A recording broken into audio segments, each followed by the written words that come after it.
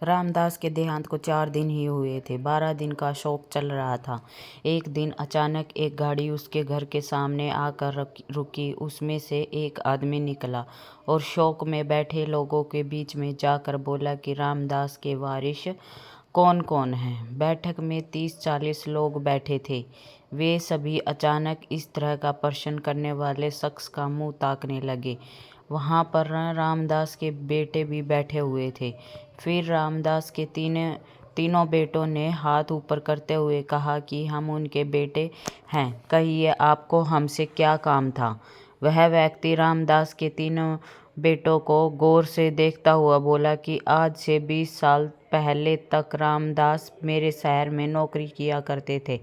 उस समय उन्होंने मुझसे कुछ रुपए उधार लिए थे। वह रकम ब्याज सहित अब 20 लाख रुपए हो चुकी है। आज मैं वे पैसे लेने आया हूँ। उस आदमी के इतना कहते ही वहाँ पर खुसर फुसर शुरू हो गई। रामदास का बड़ा बेटा जो एक सरकारी नौकरी में था, खड़े होते हुए बोला कि आपके पैसे क्या सबूत है। मेरे पिताजी ने आपसे पैसे उधार लिए थे। वह आदमी मुस्कुराता हुआ बोला कि मैं एक वकील हूँ, इतना मूर्ख भी नहीं हूँ कि बिना सबूत के चला आऊँ। मेरे पास रुपए लेन देन का अनुबंध पत्र है जिस पर तुम्हारे पिता ने अपने हाथों से पूरा विवरण लिख रखा है और अपने हस्ताक्षर भी कर रखे हैं। बड़ा बेटा बोला कि मैं किसी अनुबंध पत्र को नहीं मानता, मुझे तो आप फ्रॉड लगते हो। 20 सालों तक चुप बैठे रहना, फिर पिताजी के निधन के तुरंत बाद आपको अचानक से आ जाना, यह सब क्या है। अगर मेरे पिता ने पैसे लिए भी होंगे तब भी वह करार उनके साथ ही खत्म हो गया। मैं यह पैसे देने से साफ साफ इनकार करता हूँ। रामदास का दूसरा बेटा जो कि ठेकेदार था, वह बिल्डिंग बनाने के काम लिया करता था, वह भी खड़ा होकर बोला कि वकील साहब, आप जिन पैरों से चलकर आए हैं उन्हीं पैरों से वापस चले जाइए। अगर आपको पैसे चाहिए थे तो पिताजी के जीवित रहते ही आते। हमारे पिताजी ने हमें कभी नहीं बताया कि उन पर कोई कर्जा है। वकील बोला कि पहले इसलिए नहीं आया क्योंकि रुपए वसूलने का करार आज के दिन का ही था। रही बात वापस जाने की, तो मैं आपको बता दूं कि मैं यहाँ कोई लड़ाई लड़ने नहीं आया हूँ। यहाँ से चुपचाप चला जाऊँगा।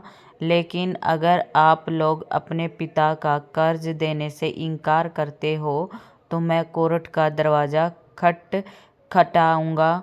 मगर मेरे रामदास जी के साथ अच्छे संबंध थे।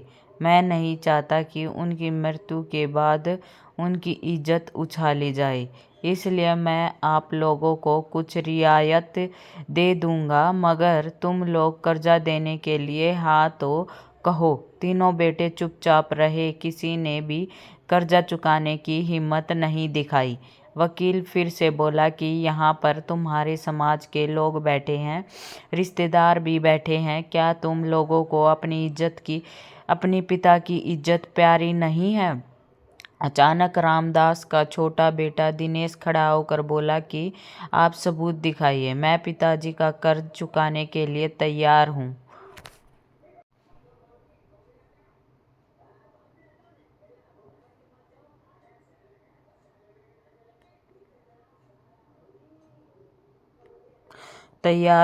उसके इतना कहते ही उसकी पत्नी, जो अन्य औरतों के साथ दरवाजे पर खड़ी होकर पूरी बात सुन और समझ रही थी, जल्दी से बाहर आई और फिर अपने पति का हाथ पकड़कर अंदर ले गई और बोली कि यह आप क्या कह रहे हो। इतनी बड़ी रकम कहाँ से चुका दोगे। हमारे पास तो कुछ भी नहीं है। आपके भाई पूरी तरह से संपन्न होकर भी चुपचाप बैठे हैं, फिर आप क्यों अपने ऊपर अपने पिताजी का कर्जा चुकाने का इतना बड़ा बोझ ले रहे हो।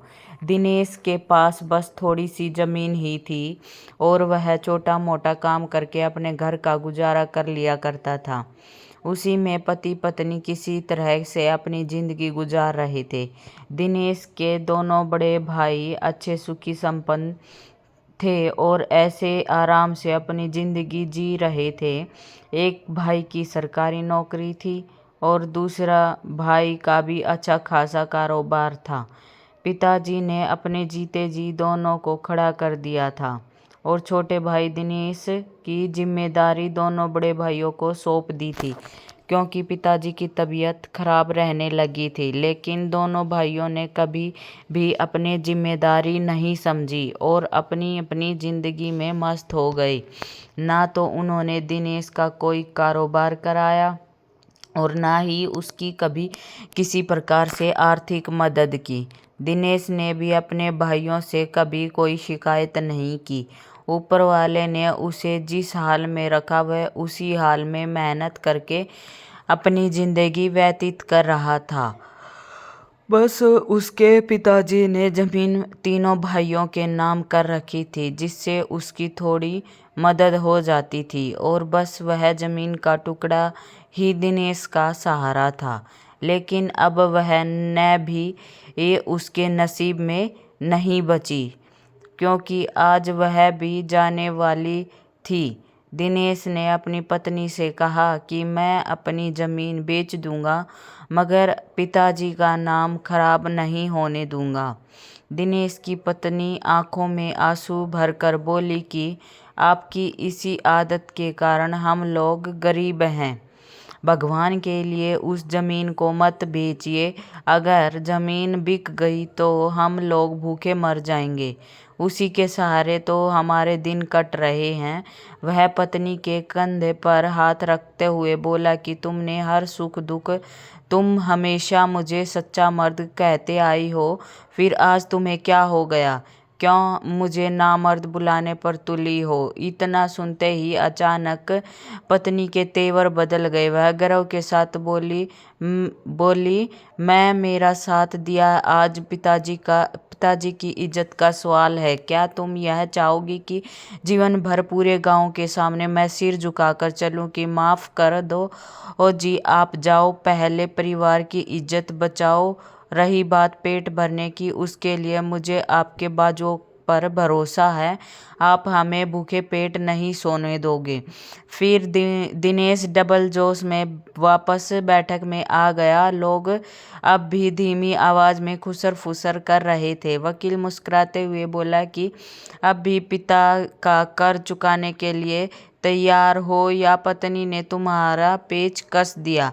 दिनेश मुस्कुराते हुए बोला कि वह एक मर्द की पत्नी है। वकील साहब, आप सबूत दिखाइए, मैं कर्ज चुकाने के लिए तैयार हूँ। हाँ, मेरे पास पैसे नहीं हैं, मगर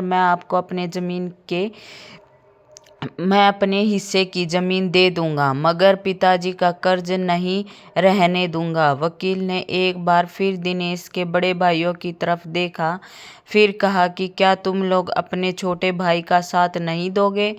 दोनों भाई निर्जन की तरह सिर झुकाकर बैठे रहे, कोई जवाब नहीं दिया। वकील बोला कि आज से 20 साल पहले मैंने और रामदास जी ने मिलकर कुछ शेयर खरीदे थे।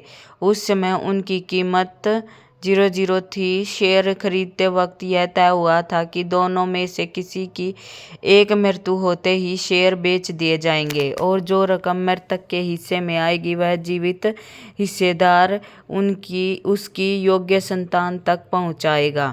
जीवित हिस्सेदार के पास उस समय के हालातों को देखते हुए यह पूरा अधिकार होगा कि वह हिस्से की रकम सभी बेटों के बराबर बांटे या किसी एक को दे दें। यह उसकी मर्जी पर निर्भर करेगा। वकील आगे बोला, क्योंकि मैं ही वह जीवित हिस्सेदार हूँ और मेरे पास पूरा अधिकार है कि रामदास का वह हिस्सा मैं किसी को भी दे सकता हूँ। इसलिए मैंने कर्ज का नाटक किया। उन पर कोई कर्ज नहीं है, बल्कि शेयर बेचने के बाद और टैक्स कटने के बाद कुल 20 लाख रुपए उनके हिस्से में आए हैं, और वह 20 लाख रकम मैं रामदास जी के छोटे बेटे दिनेश को देने की घोषणा करता हूँ, क्योंकि दिनेश ही उन रुपए का सच्चा हकदार है जो बेटे पिता का ऋण चुकाना अपने कर्तव्य नहीं समझते।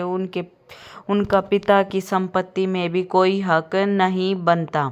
इतना सुनते ही सभी लोग आश्चर्यचकित रह गए और रामदास के दोनों बड़े बेटों का मुंह उतर गया। उनकी पत्नियां कुछ देर पहले अपने देवर को मूर्ख समझ रही थी, अब वे अपनी पत्नियों को खा जाने वाली दृष्टि से देख रही थी।